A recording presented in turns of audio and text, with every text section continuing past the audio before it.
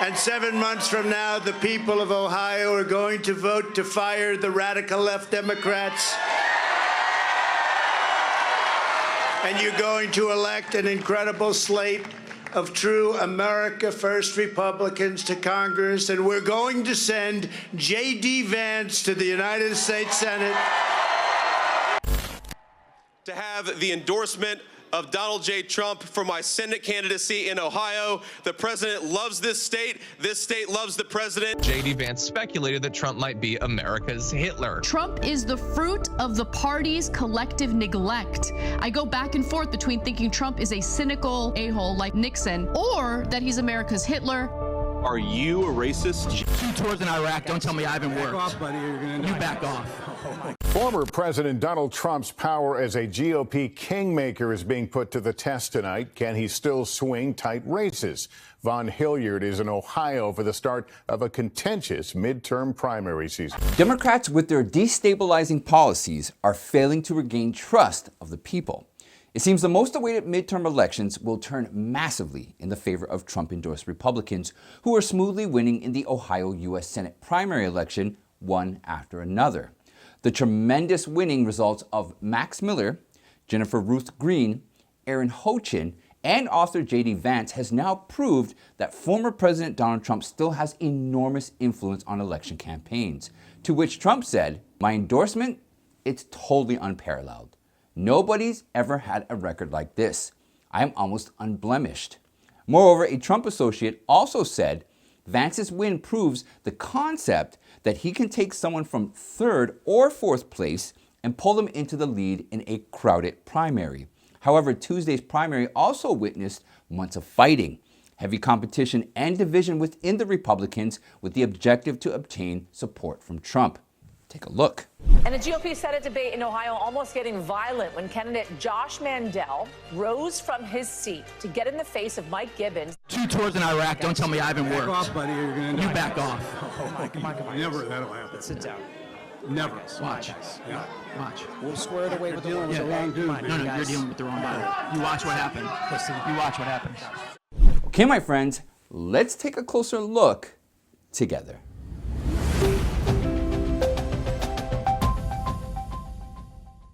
The Ohio primaries went great for the Trump-endorsed Republicans, starting with venture capitalist and author JD Vance, who won Ohio Republican U.S. Senate primary on May 3rd by surpassing former Ohio State Treasurer and State Representative Josh Mandel, Ohio State Senator Matt Dolan, Cleveland investment banker Mike Gibbons, former Ohio Republican Party Chairwoman Jane Timken, Central Ohio entrepreneur Mark Pukita, and Columbus businessman Neil Patel. Now, before being endorsed by Trump on April 15th, Vance was polling at 10% against Josh Mandel and Mike Gibbons, who were leading by 21%. But all that changed once Vance received Trump's endorsement. This result also successfully completes the first test that the Democrats were afraid of, that Trump will have the ability to influence the 2022 midterm elections. Many experts are claiming that without Trump's support or endorsement, Vance would not have won.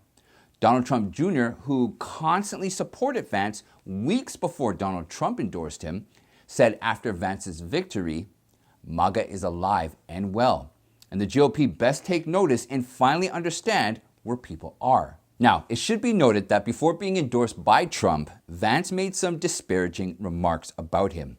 A pro-Mandel PAC called Club for Growth spent millions of dollars in ads showing the statements Vance made against Trump. And when Trump endorsed him on April 15th, around 36 Republican Party county leaders of Ohio, as well as Ohio Value voters, personally wrote a letter to Donald Trump with a request to abolish Vance's endorsement as quickly as possible, which shows that Vance's stark shift from criticizing Trump to standing with him side by side could become harmful for Republicans in the future. However, after his victory, he stressed that he would work hard to earn the support of the critics. Furthermore, he said, they wanted to write a story that this campaign would be the death of Donald Trump's America First agenda. Ladies and gentlemen, it ain't the death of the America First agenda. People are caught between the corrupt political class of the left and right. They need a representative, and I'm that person. During his endorsement in April, Trump also said, I have studied this race closely, and I think JD is the most likely to take out the weak but dangerous Democrat opponent because they will have so much money to spend. However, JD will destroy him in the debates and will fight for the MAGA movement in the Senate. Supporter Margaret Athen, waving Vance's sign after hearing about his victory, stated, "I appreciate his upbringing and his life story. He's someone who has not been handed anything. He worked for it. He earned it. And those are the elected officials we need in Washington." To prove his determination in the coming months, Vance will now be facing Representative Tim Ryan, who has already defeated Morgan Harper and Tracy Johnson in the Ohio Democratic U.S. Senate primary. Moving on to another Trump-endorsed Republican and former aide to President Trump, Max Miller, who has now won the Ohio Republican primary by a massive 71.5%. Miller was running against Representative Anthony Gonzalez, who voted to impeach President Trump. Surprisingly, when Trump endorsed Miller, Gonzalez later not only quit the race, but also declared his retirement from the Congress. A challenge to test Miller's determination towards the Republican was also thrown in front of him when redistricting in Ohio abolished the district he was running in. However, instead of feeling demotivated, Miller directly challenged Representative Bob Gibbs, who soon announced his retirement from the Congress. According to the Federal Election Commission, Miller's campaign managed to attract one of the largest donations standing at $2 million, whereas Gibbs was able to raise $353,000.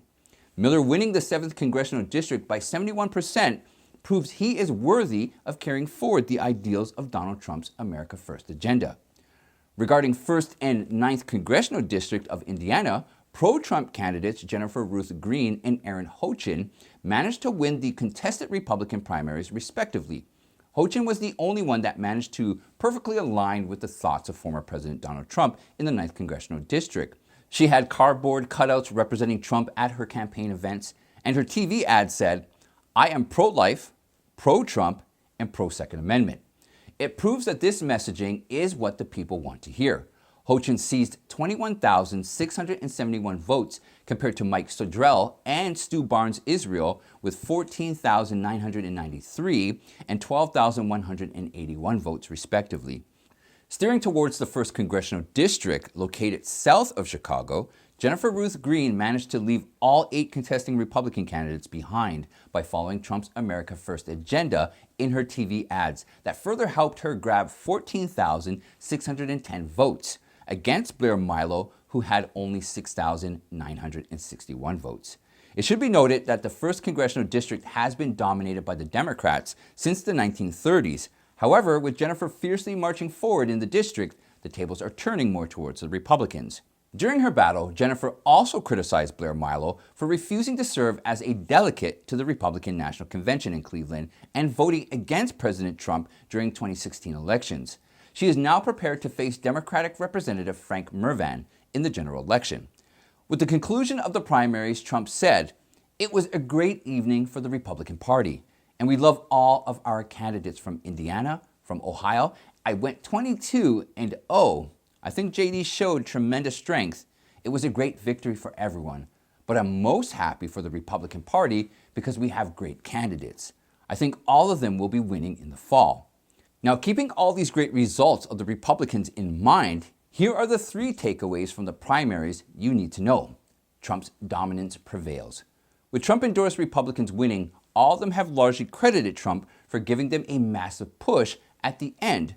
Former Ohio Treasurer Josh Mandel, businessman Mike Gibbons, and former Ohio GOP Chair Jane Timken also adopted the American First Trump ideals and expressed the need for bringing these values back to the political system. However, Ohio State Senator Matt Dolan stood against Trump, and that dragged him down. Number 2, the Dolan effect. Despite losing in Ohio, Dolan's dominance in one of the biggest population centers could create a serious challenge for Trump in the future. For example, in the Cleveland area, Dolan carries 33% of the votes against 25% for Vance. And in Geauga County, Dolan sees 41% of the total votes against 25% by Vance. And number 3, the wave of Tim Ryan. Representative Tim Ryan, who represents working class district in the House, could give serious competition to JD Vance because white voters without college degrees have preferred voting Democrats for decades. Furthermore, Tim Ryan has spent years creating his image in the eyes of workers. It's the biggest rate hike from the Fed in more than 20 years. Prices spiking across the board, from rent to groceries to gas. Inflation is much too high, and we understand the hardship it is causing, and we're moving expeditiously to bring it back down. We have both the tools we need and the resolve that it will take to restore price stability on behalf of American families and businesses.